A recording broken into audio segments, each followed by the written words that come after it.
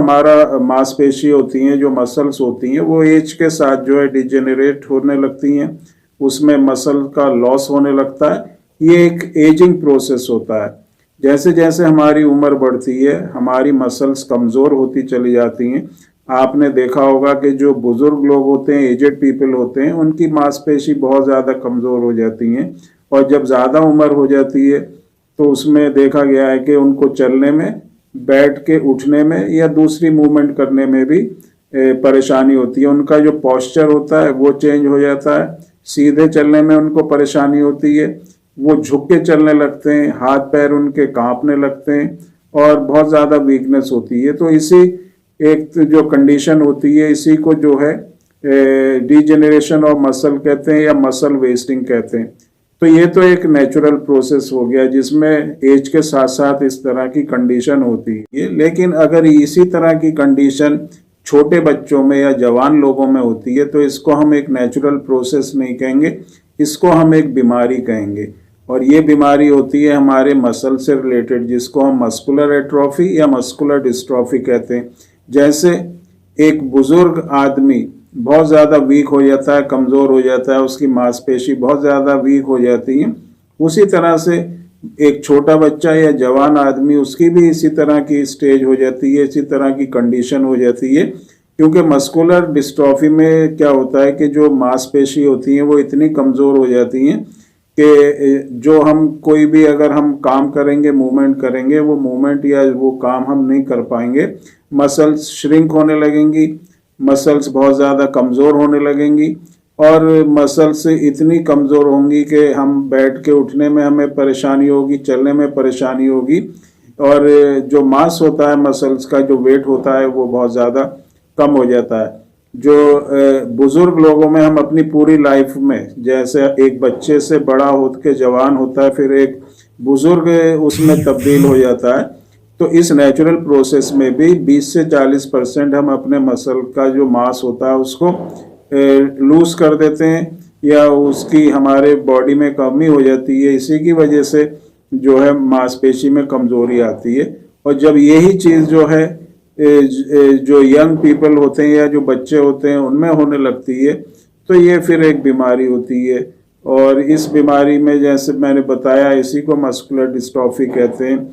मांसपेशी का बहुत ज़्यादा कमज़ोर हो जाना, मांसपेशी का सिकुड़ जाना और मांसपेशी का श्रिंक हो जाना, यही जो कंडीशन होती है मस्कुलर डिस्ट्रॉफी में होती है।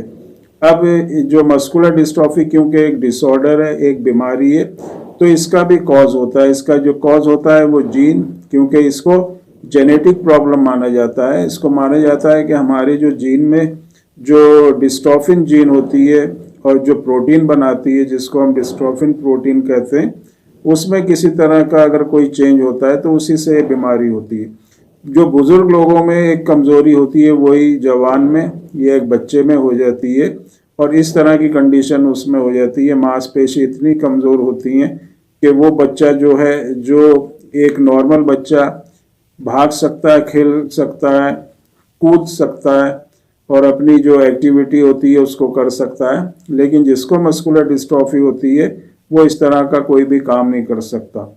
जैसे बहुत ज़्यादा बुजुर्ग लोग होते हैं उनको सपोर्ट दे के उठाना पड़ता है या इधर से उधर ले जाना पड़ता है, उसी तरह से जिनको मस्कुलर डिस्ट्रॉफी होती है उनको भी सपोर्ट दे के उठाना पड़ता है। उनको इधर से किसी दूसरी जगह पर लेके जाना है तो सपोर्ट से ही वो चलते हैं। लेकिन जो दूसरी चीज़ होती है मस्कुलर डिस्ट्रॉफी में, और ख़ास तौर से जो डीएमडी होती है, ड्यूशेन मस्कुलर डिस्ट्रॉफी, उसमें ये जो वीकनेस होती है इतनी तेज़ी से बढ़ती है कि 10 से 11 साल का होते होते जो बच्चा है वो इतना वीक होता है कि वो अब सपोर्ट से भी नहीं चल पाता।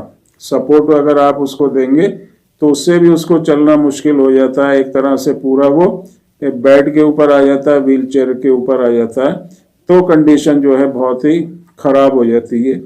तो इस चीज़ को हमें ध्यान में रखना है कि हम अपनी कंडीशन इस फॉर्म में ना लेके आए जिनको मस्कुलर डिस्ट्रॉफी है। कंडीशन को स्टेबल बना के रखना है, उसको आगे बढ़ने नहीं देना है। सबसे बड़ी जो चीज़ है हमारी जिसको मस्कुलर डिस्ट्रॉफी है वो अपनी कंडीशन को स्टेबल रखें, कमज़ोरी को बढ़ने ना दें और इसी को हम कर सकते हैं बहुत आसानी से होम्योपैथिक मेडिसिन से। इन मेडिसिन को जो यूज़ करते हैं उनको बहुत अच्छे रिजल्ट इन मेडिसिन से मिलते हैं, और उनकी जो कमज़ोरी होती है, वीकनेस होती है, उसकी प्रोग्रेस रुकती है, मसल्स में स्ट्रेंथ आती है और मसल्स में रिपेयर होता है और मसल्स रिवाइव होती हैं, एक्टिवेट होती हैं और एक कंडीशन नॉर्मल कंडीशन बनती है। तो इस तरह की मेडिसिन जो है होम्योपैथिक मेडिसिन सिस्टम में अवेलेबल होती हैं। तो आप अगर किसी को भी मस्कुलर डिस्ट्रॉफी है, मस्कुलर एट्रोफी है, किसी भी तरह की मस्कुलर डिस्ट्रॉफी है, तो आप जो है व्हाट्सएप नंबर पे जो कि डिस्क्रिप्शन बॉक्स में दिया गया है उस पर एक बार कांटेक्ट आप